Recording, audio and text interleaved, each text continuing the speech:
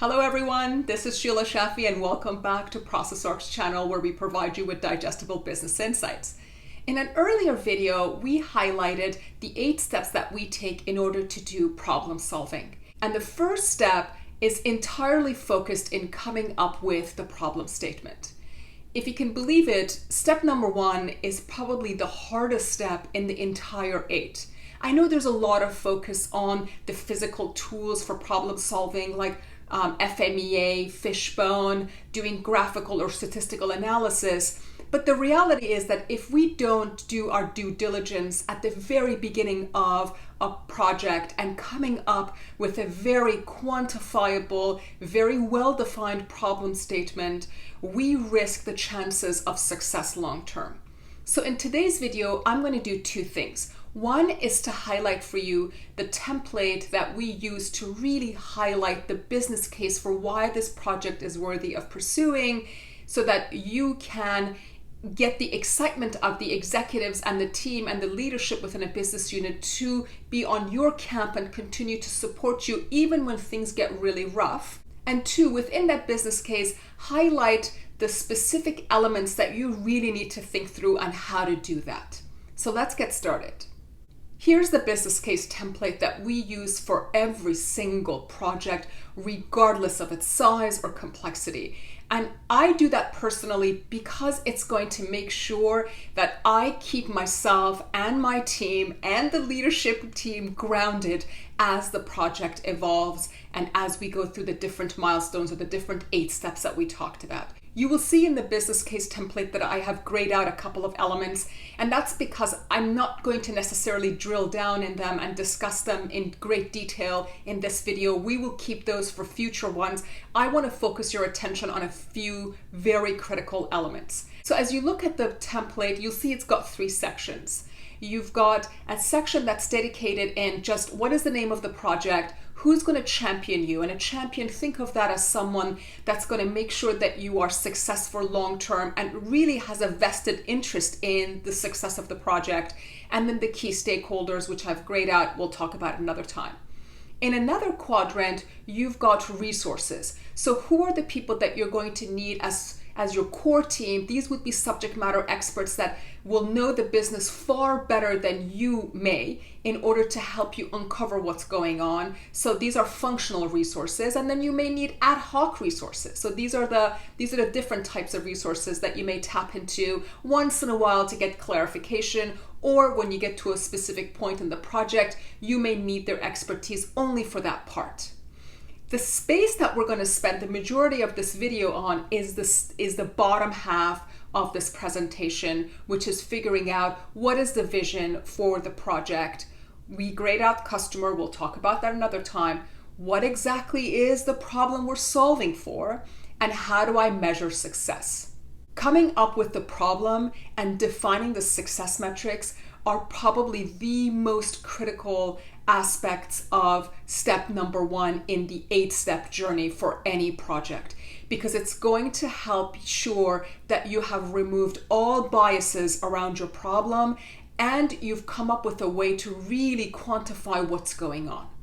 In order to put the tools and the business case development elements that I'm going to be talking about in a few seconds into context, I wanted to give you a real life case study so that we have some reference point again as we build out a real business case. And here's a real situation where an insurance company was struggling to keep up with their competitors, and they felt that even though as their business was growing, the fact that they couldn't respond fast enough to the customer was detrimental to their business. Now, I want you to just notice one thing about this case study, or the way we framed out the problem, is that while it's quantified, there are still elements that are nebulous in it. We don't quite know what the ramifications of this delay is and what it's costing the business. So that's typically the way an executive may come to you saying, hey, I think we've got a problem, we're not competitive, we gotta fix it. Now it becomes our job to refine that problem statement so that it's very specific in terms of the issues that we're trying to resolve.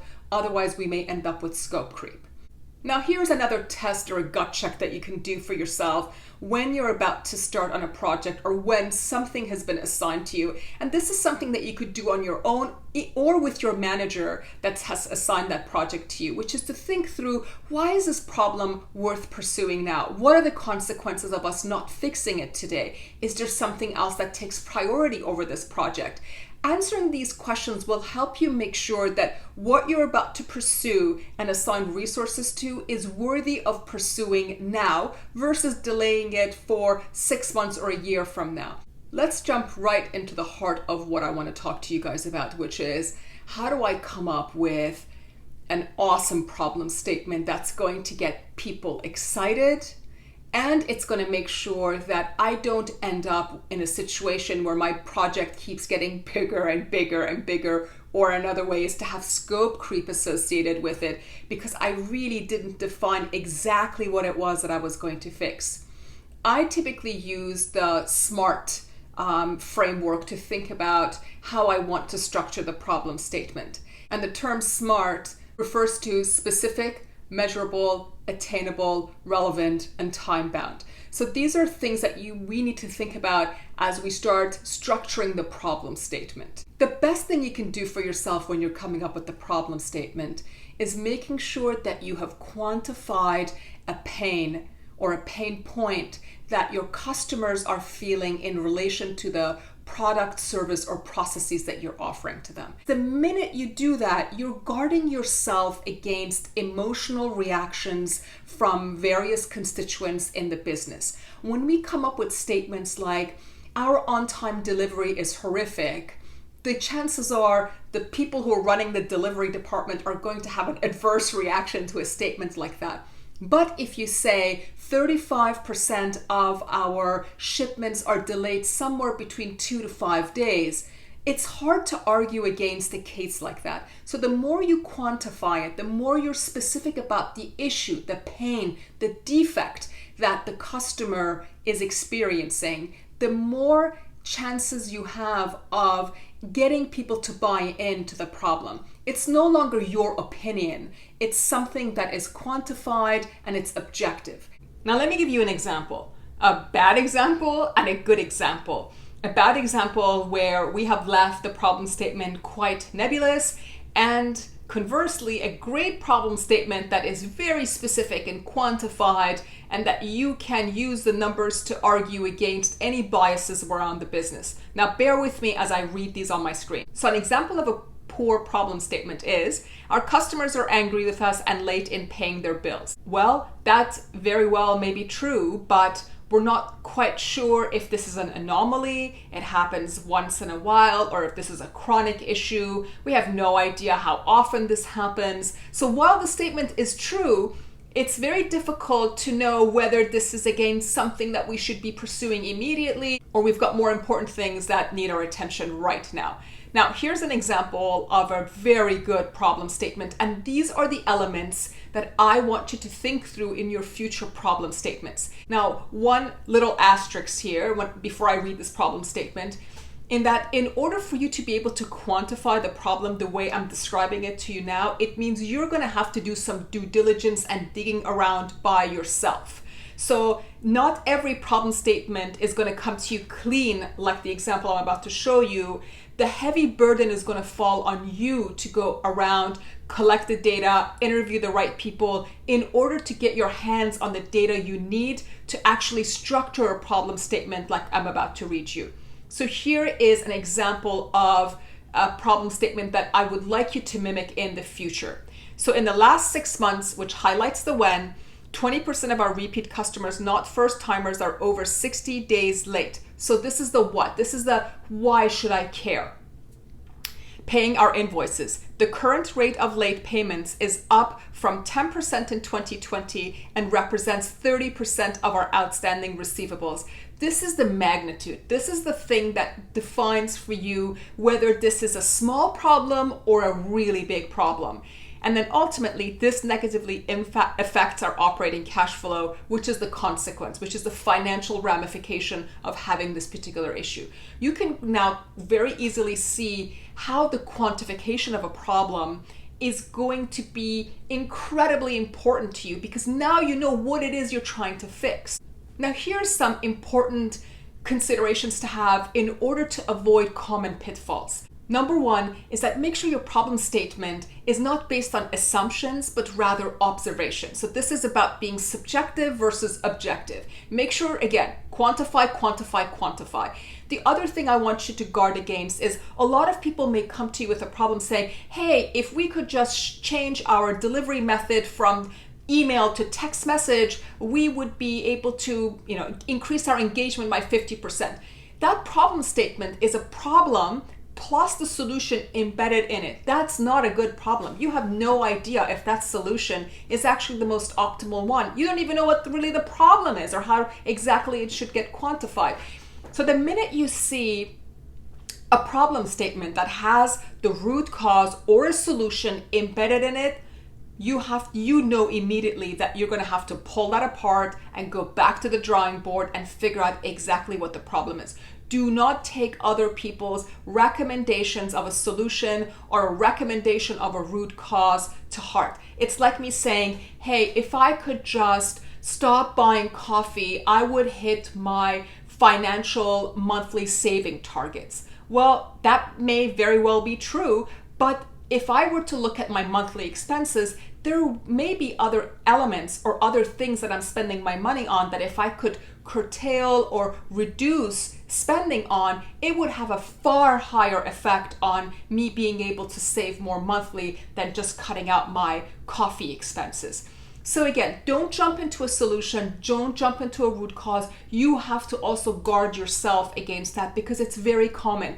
It's human behavior to say, here's a problem, here's how I'm going to fix it. I want you to guard yourself against that and say, let me first quantify what the problem is and take myself through the 8 steps to make sure that I've truly uncovered the biggest contributors to my problem first before I can come up with a solution. Now, success metrics is the last piece I'm going to talk about when it comes to building a business case. So think about success metrics as ways that you're going to measure your performance, your team's performance, and the performance of the thing that you're going to fix at the end of the day. Success metrics should typically tie back to something that has created an issue with the customer. So it's something that's critical to the customer. It may be cycle time. It may be 0 audit findings if you're in the audit department. Success metrics will hold you true to the project. It allows you, it's like a gauge. It's going to allow you to say, this is how we're performing before we started the project. This is how we're performing today. So when it comes to the case study that we talked about earlier on with the COO being very upset because even though the business is growing, they're not responding fast enough to customers in relation to the competitor, a good success metric may be that you are reducing response time by 50%. You're going to take it from 40 down to 20 to become more competitive. The last piece is I want to share with you a real example of a business case template that we filled out for a project. So you can kind of see exactly how all the elements that we've talked about come together. The project was around improving the onboarding time for new customers. This was something that was requested from the head of new business. And then, of course, we had key stakeholders in there. In terms of resources, we needed people from operations, from the sales department, from underwriting, from risk and package delivery in order to get a good understanding of exactly what's happening from the time that we know we've got a new customer to the time that we were shipping packets to the new customer that we just onboarded. The vision statement. This is something I'm going to build an entire video about later on because the vision statement is about creating a future state that is not about 6 months or a year from now, but where you want strategically the business to head to. The vision statement is not something that you will be able to come up with on your own. It is something that an executive is going to help you figure out. Because look at this one. The vision statement here is to create a situation or a process where your customer will get an immediate real-time feedback in terms of the status of their application while they're applying for it. So this is completely changing the paradigm in terms of how you onboard a customer. You no longer have to wait 39 days, 40 days to get a response back. This is a complete real-time onboarding of a customer. And that's a true vision. That's saying, let's not just fix our process to be like our competitors, because guess what? If our competitor is already better than us, they're already working on the next generation of processes and products that will leapfrog us. So the vision statement is to push you beyond the short-term time frame. Now, let me read you the problem statement again, and I'm going to take my eye away from the camera for a second. So the problem statement was, we're currently processing over 250,000 applications, and the majority of these applications have to do with risk products. So think about life insurance products. 57% of these applications are for the life insurance product. Our competitors are able to onboard new customers in less than 2 weeks. Our process is currently running at 39 days. It's a far cry from where their competitors are performing. And in some cases, it may take us up to 48 days to onboard a new customer. Approximately 20% of our lost new customers, these are applications where the customer looked like they were interested, they submitted an application, but they never actually completed the process, even though we offered them a life insurance product. So we just completely lost them. They didn't convert into anything. We think it's attributed to us having a very delayed response. So by improving our response time to meet competitors, we hope to capture 50% of those lost customers and increase our incremental revenue by 3 million. So these are the typical types of problem statements that I force myself, really, and I'm using the word force myself to write because they're not easy. I'm quantifying the opportunity. Hey, there's 250,000 applications out there. The majority of them are for one particular product line. And out of that, we have a terrible response time to the customer. And we think we could get $3 million back into the business if we could increase our response time. So you can see that there's no way somebody is going to start arguing with this problem statement because these are not my opinions. We had to sit down and talk to people and dig through data in order to get a snapshot of what was happening in the business today and quantify it to the best of our abilities to make sure that we knew exactly what we're going to go and pursue. The last item I'm going to talk about are the success metrics because they should technically tie right back into your problem statement. And in this situation, we had 2 success metrics. One, obviously, is the conversion rate, and the second one is to reduce the cycle time.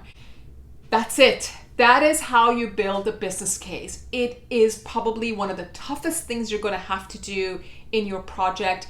It will require you to do due diligence. Do not take people's problem statements and start running with it as your project if they're not quantified, if they're not specific, if they're not time-bound, if there are subjective, if they have root causes embedded in them. There are a lot of elements that you should have your eye on in order to make sure that you've structured step number 1 correctly. And think of it like a pyramid. If our foundation, if the problem statement is not set up properly, we will teeter as we are moving up the pyramid and as we are getting more and more focused on exactly what it is that we need to fix. I would love to hear your thoughts. I want to know how you guys build your problem statements. And these are, again, tools you can apply to your own personal life. This is not just for business. So tell me how you are planning on using it. If you've got questions and comments, please shoot them our way. I'll be happy to help you in any way I can to make you a successful problem solver. Thank you again for joining us, and I look forward to seeing you again soon.